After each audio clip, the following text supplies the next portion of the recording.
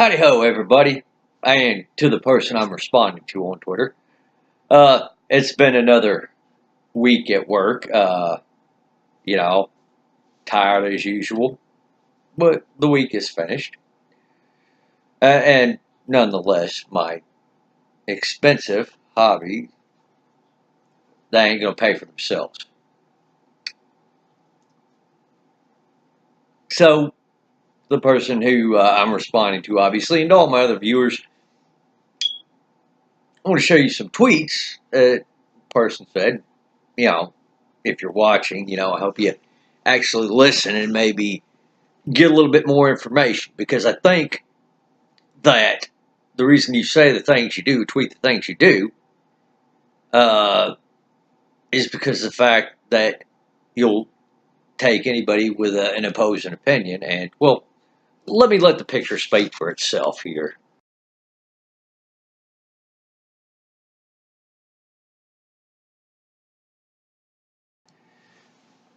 This is a common tactic the gun controllers will use. All right, as you can see, this person put the quote from Barack Obama up there, and given his politics and what he's tried to do in the past, I have no doubt in my mind that he actually said this.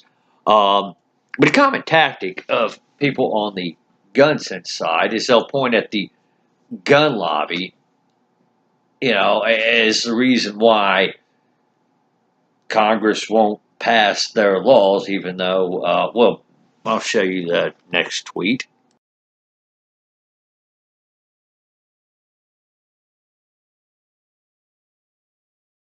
It takes a special kind of ignorance to believe that a congressman would ignore 90% of their voting constituents, you know, to take the side of a small and well-financed organization like the gun sense people claim the NRA is. The gun lobbies, yeah, they have some support, but it's and some power, but it's not because they're necessarily well financed. It's because they actually have people who agree with some of the things they say. In fact, more so than what the gun sense people will tell you. More so than what I should say, the gun controllers, because you can break gun sense people down into quite a few categories um, in and of itself. But the fact of the matter is that, I mean, think of it this way. Look at our progressive income tax. And despite popular belief, the higher income earners actually pay a higher rate in taxes with our progressive income tax. I mean, what, did you honestly think Mr. Want to stay career politician is going to, vote in favor of Mr. Moneybags when Mr. Moneybags only has one vote, while, all of his other constituents, well, they have a lot more votes? Come on. Politicians' primary motivation for doing anything, in most cases, is to get votes. Uh, they want to keep that office.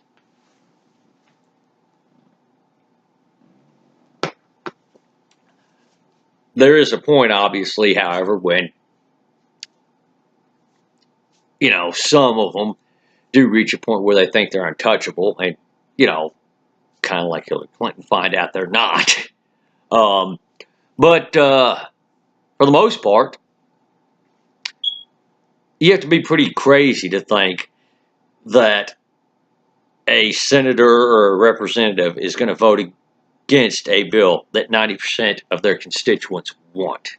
I mean, if you had 90% of the Americans supporting something, you could get a constitutional amendment out of that, like that.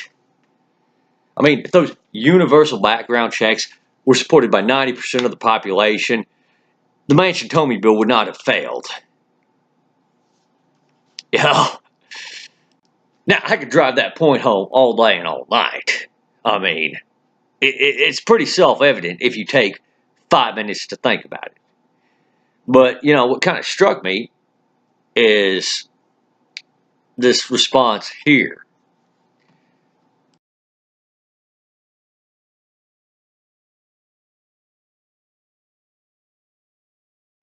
Yeah, so basically what you're telling me is that you think this entity, the government, which is not for the people or representative of the people, anything like that, you know, they should have the monopoly on the weapons, right?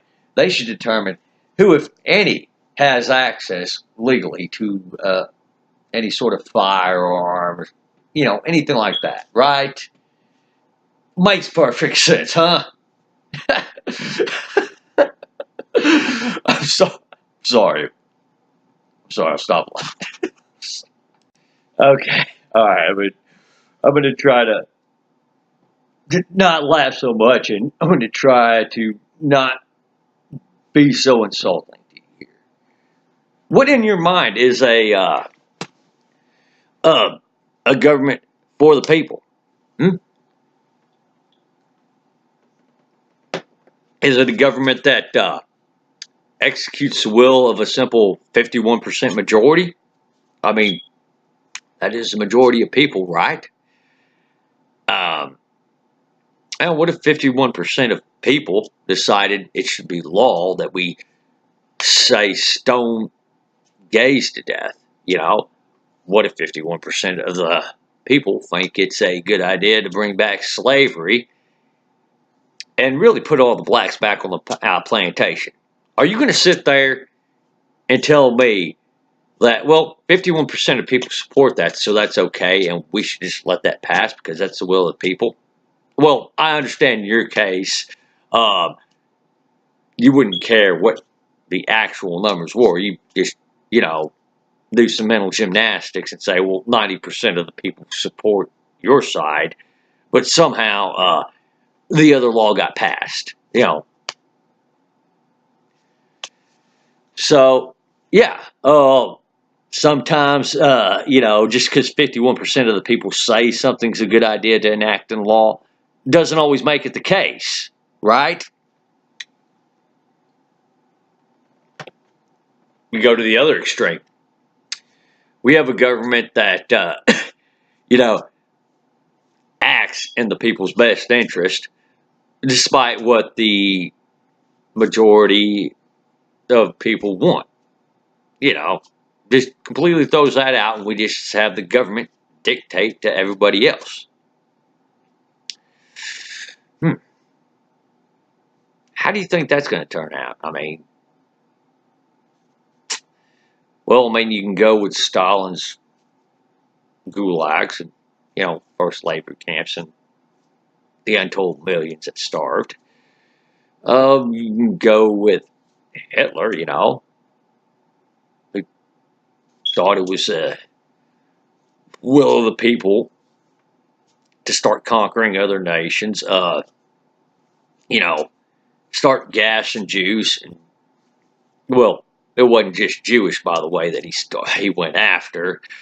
A lot of people will leave out the fact that he went after political dissidents. He went after a lot of different people. Gypsies, another category, another demographic he went after.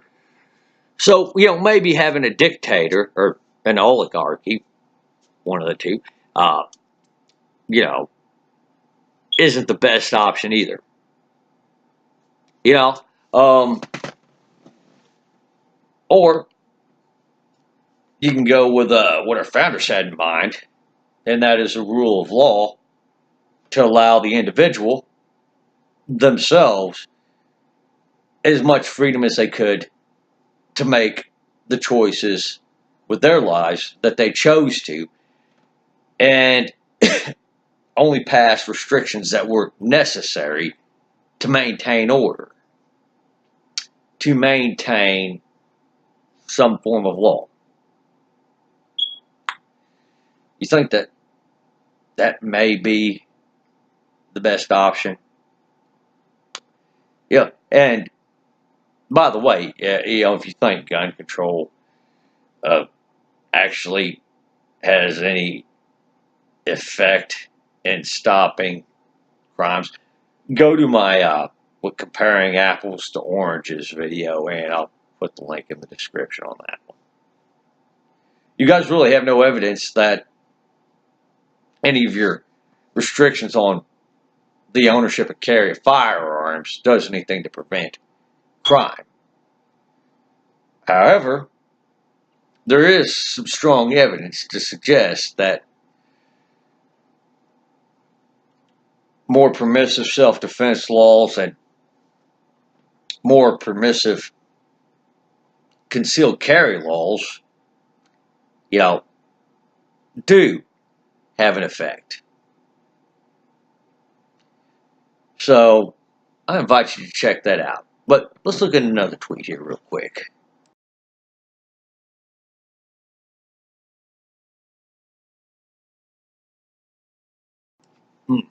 Really? Oh, by the way, she's responding to a person responding to her Barack Obama quote. So, yeah. Oh, yeah. So, really, he wasn't trying to take anybody's guns at all. Have you not been paying attention for the last 9 years? Did you not even look at his 2008 platform? Did you not listen to anything his first attorney general said? Eric Holder? Did you not look at some of the things he wanted passed? Did you not listen to some of his fellow party members? Oh, you want examples? Well, there's the no fly, no buy law, or AKA the closing the terror gap. That would be an example. And while it may seem reasonable to you, side note, you'd have to admit you're wrong, that you were trying to take people's guns, and that he's also trying to take people's guns. But while it may seem reasonable to you, the no fly, no buy list law would have made anybody on the no fly list a prohibited person. You should look that up. But while it may seem reasonable to you, let's take a quick look at the no fly list. Well, thing is, you can't. That's only in the hands of a select few individuals. Only a select few people have access to who's on the no-fly list. And the only way you find out if you're on the no-fly list is once you bought the plane ticket and you go to check in. The criteria for getting on that list, well, again, only a few people have access to that information. There is no due process before you're put on that list. There is no due process to get you taken off that list. They don't have to suspect you of committing a specific crime. They don't even have to have suspected you of committing a crime. They don't even have to have a specific crime they suspect you may commit in the future, just that you may vaguely commit an act of terrorism in the future. By the way, children have been put on that list. Just FYI, the late Senator Kennedy was put on that list. And while the dude is a fucking dirtbag, a complete, authoritarian leftist blowhard, well, I can't say I would suspect him of committing any act of terror. Well, I don't know. Well, maybe, when he was alive, getting lit up and then driving his car through a crowded area. That'd be an act of terror. But, you really can't say that the late Senator Kennedy was a terrorist. I would argue that he's a fascist for other reasons, but you couldn't make that point. So you see where I'm getting at this, right? Oh, here's another one. The assault weapons ban. Yeah. And while that may seem reasonable to somebody who has no frigging clue about firearms,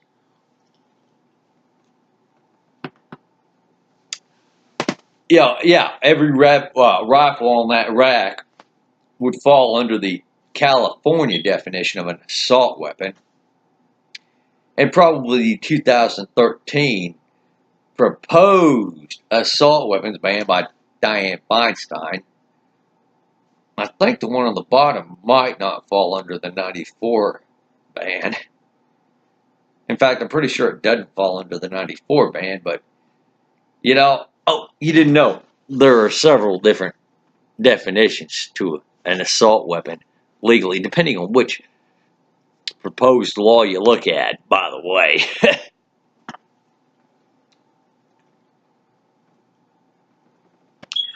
So while it may seem like a reasonable idea to you, and then again, I don't know. I can only suspect. Um, yeah, when you really know about firearms, yeah, you understand that, wow, this is retarded. I mean, hell, you don't even have to understand about firearms. I mean, you just look at basic crime statistics and understand, well, you know, at best, even if it is effective, it may only stop a small sliver of the homicides. You know, and that's given the benefit of the doubt that it is effective. And so far, it wasn't proven to be effective. So there you have it on that one. Oh, another thing on Obama's 2008 platform, but nobody introduced a bill in favor of it. But Barack Obama wanted to ban cheap and expensive handguns. Said they had no place on our streets. And yeah, I mean, I have a few pistols that fall under that category, mainly for collection purposes. In fact, pretty much solely for collection purposes. My late grandfather had a bunch of pistols that fell under that category. He and I had obviously two different philosophies when it comes to buying a pistol for personal protection. My grandpa, he couldn't justify spending X amount of money for a personal protection pistol, which, I mean, with the money he made, couldn't understand why he couldn't fork over a little bit more to get something a little bit more adequate. But with me, I have the means, and I'm willing to fork over the money to pay for something that's at least adequate, if not more than adequate, for personal protection. I'd rather have more than adequate than not enough. And hell, I mean, I'm into firearms enough that I'm willing to fork over over $2,000 for something that doesn't really serve a personal protection purpose. I mean, in fact, all it does is serve more of a novelty purpose and more of a fun gun for me to shoot at the range purpose. Something that makes a really loud boom. And while I may have that in my budget and desires to spend that much money on what is essentially a novelty gun, others might not have it in their budget or desires to spend half that even on a pistol for personal protection. I mean, and you said you're a feminist on Twitter. I'll show the proof here in a sec. Would you deny a single mother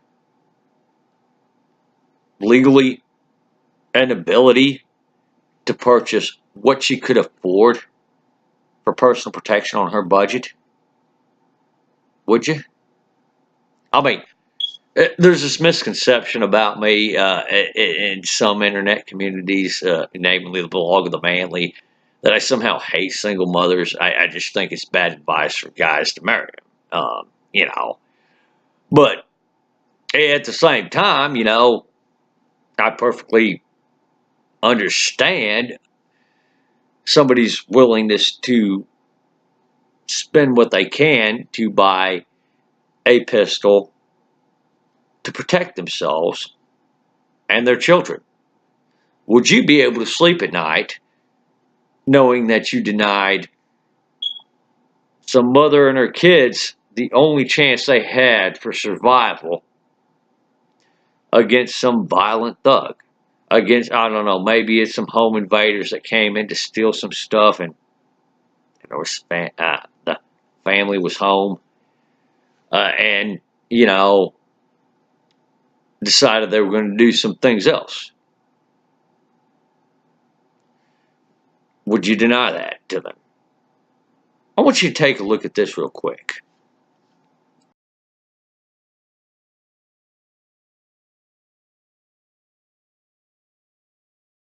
Yeah, it's CNN, so you really can't accuse me of, God damn it, phone, shut the fuck up.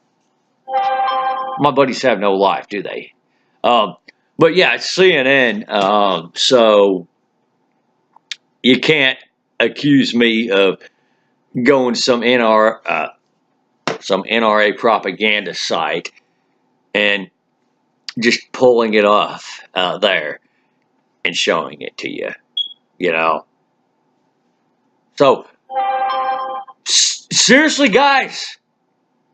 All right. So you can't accuse. So pretty much you can't accuse me of pulling it off some right-wing site that would lie in your eyes or that would fetishize guns in order to prove a point. Right? So would you have had this woman be defenseless? I mean, as a feminist, and by the way, you want me to show proof of it? Here it is.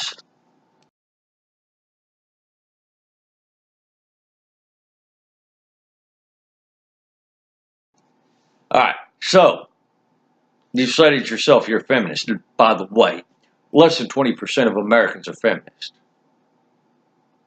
So, on this whole government for the people deal, I think you need to start getting used to the fact that things are not going to go your way more often than not. Seriously, dude. Um, so, and don't feel bad. Things don't always go my way either. I'm a right-leaning libertarian. I also understand that either Republicans or Democrats are going to get elected. And I generally tend to side with Republicans over Democrats, generally because I value the freedoms that Republicans stick up for over the freedoms that Democrats stick up for, and I'm more willing to accept the more authoritarian things that Republicans do as opposed to the more authoritarian things that Democrats do. You know? And you know, believe me on this one, you know, in the primaries, I was kind of hoping, seriously, dudes, I was hoping that Cruz won. I think Cruz was a great candidate. But needless to say, he didn't make it in the Republican primaries. I wish we had President Cruz as opposed to President Trump. Just thought I'd throw that out there. So you got to get used to things not always going your way there. All right. So everybody, y'all take it easy out there.